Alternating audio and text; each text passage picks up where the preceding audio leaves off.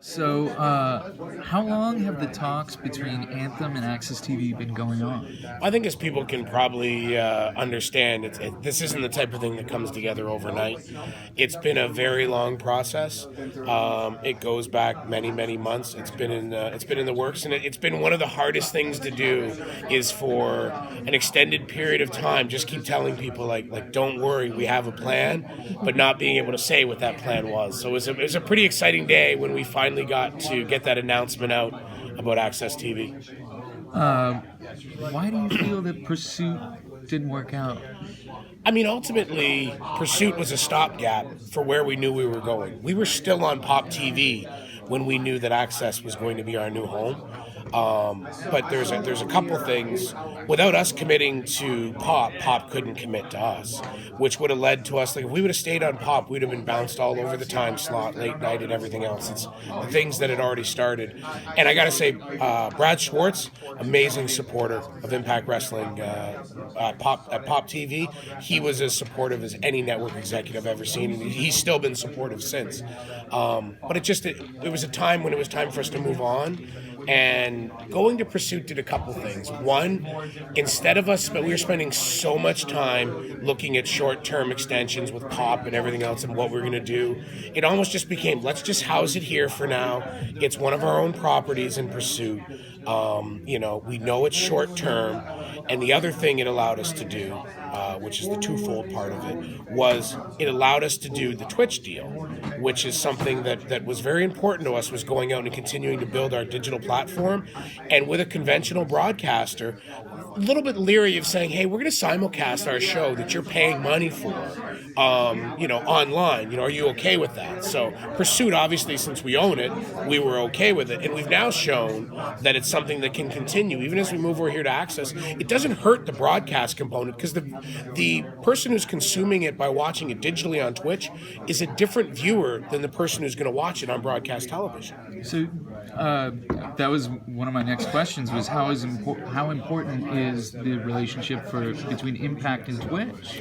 Well, we think our relationships with all of our digital content providers is important. You look at it, like an article just came out about YouTube, and we are far and away, WWE is the 600-pound gorilla number one when it comes to everything. But when you look at the digital landscape, after WWE, we far outdistance any other wrestling company by such a large margin. So we've continued to grow. We're an early adapter to digital content delivery, and we continue to push forward that. And whether it be our YouTube with billions of views and now approaching 3 million subscribers, whether it be Twitch and delivering our weekly episodical television, simulcast on a platform like Twitch, or whether it be, and frankly, something that gets overlooked is our relationship with Pluto TV. And I think the acquisition of Pluto TV by Viacom is something that's kind of been overlooked as far as for its value in the industry. Like, Pluto TV is an amazing platform. It's another free platform that people can go out, and there's so much amazing content on there. Now, will we see any shorter commercial breaks or overruns or anything like that now that Anthem is a majority holder in AXS TV? Yeah, and I think what's important is, and I've talked about it throughout the day here with various people, one of the great things about Anthem Sports is that it's got so many tentacles out in different directions, and from our leadership from Len Asper and Ed Nordholm on down, is we know that different divisions have to be headed up by different people. And one of the things that was so appealing to myself and Don Callis was knowing that coming in, we were being handed the reins of Impact Wrestling, and we were going to be given the freedom to do what we thought needed to be done to make it successful, but also, and equally as important, we had the full support of Len and Ed on down. So as we come here and as we interact with AXS TV, it's important that we're all part of the same Anthem family now, but it's important. There's very good people at AXS TV running this network, and it's important that we don't just come in here roughshod as Anthem Sports and tell them how to do their job. Because just like me and Don didn't want to come in and run Impact Wrestling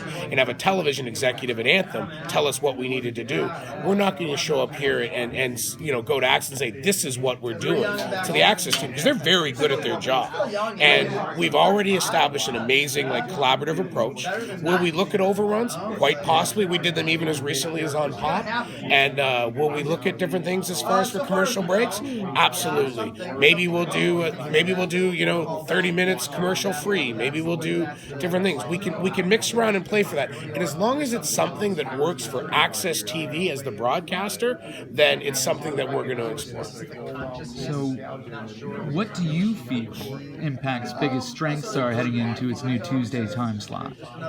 I think that something that has certainly been established over the last 2 years is that, in wrestling for so long, the characters were at the forefront and the in-ring product was neglected. And then many years ago and over the course of time, we've now seen to where the in-ring product has become so very good. But at times there's been a lack of depth when it comes to character development and storytelling. And something we've tried to do in Impact Wrestling is tell dynamic, compelling storylines and try to tell them in different ways. We have some contests where it's, hey, athlete versus athlete, who's the best and who's going to come out with the championship. But then we do things like the Undead Realm, right, where we take a whole different approach to storytelling. Or we take something like, you look at like what we're doing with Ace Austin right now. Here's a guy who not even a year ago was just a young high flyer that people are like, oh, he's a good wrestler. And we're trying to add some depth to the character and we're putting him in a compelling storyline with a great seasoned veteran like Eddie Edwards, who's as good as anybody.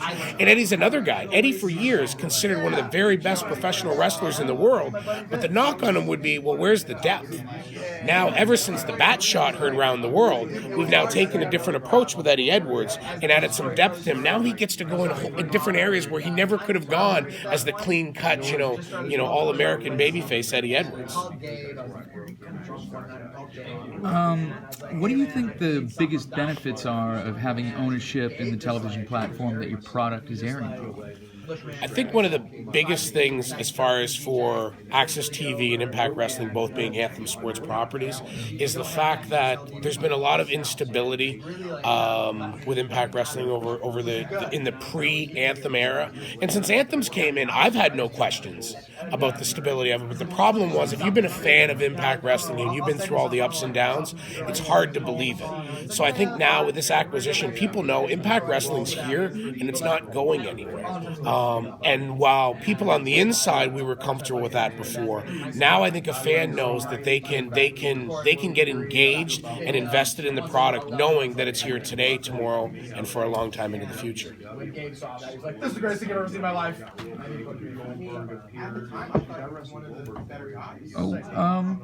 A little bit of a fun one. How involved is Steve Harvey going to be in everything?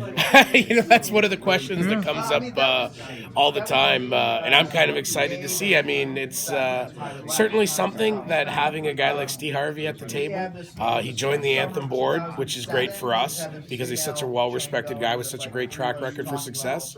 As far as we're concerned, he's welcome to come into the front row or the locker room or the creative room if he wants to, so it'll be interesting to see how it plays out over time. Are there any Impact talents that you greatly look forward working with? Like Johnny Swinger was singing your praises like crazy just a couple minutes ago, and how you get everybody so fired up backstage. I don't think you could. Yeah, I mean, look, I think what we've done, and to me, there's a lot of days where I look at myself as the general manager of a sports team, right?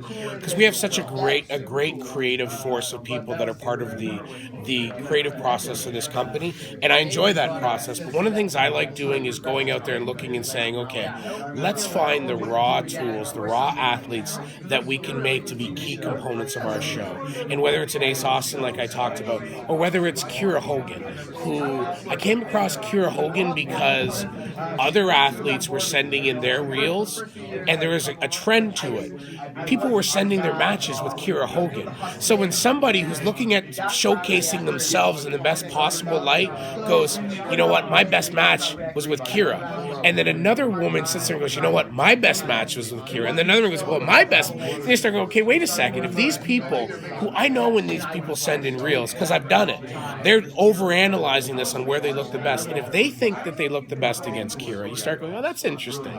Then you start start watching it, you start seeing what an athlete that Kyra was. And you see that there's a quality to Kyra when she walks into the room. She's not loud, she's not boisterous, but eyes turn to her. And then you just knew that if you combine the raw athletic skills and the wrestling with that type of dynamic person, that there's got to be something there. So we knew we wanted her as part of the team. And we brought her in at a time and put her on television when a lot of other places would have put her in the corner of a training center.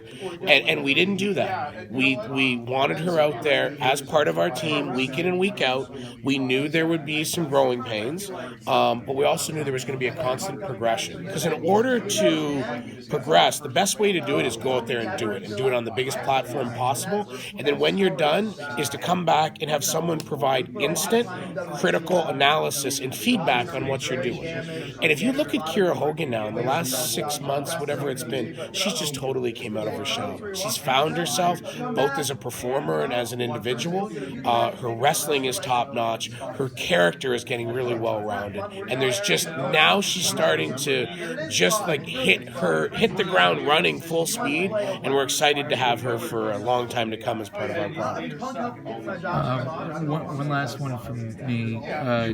You were instrumental in training a lot of athletes crossing over to pro wrestling. Is there an athlete that's not in the wrestling world that you have your eye on?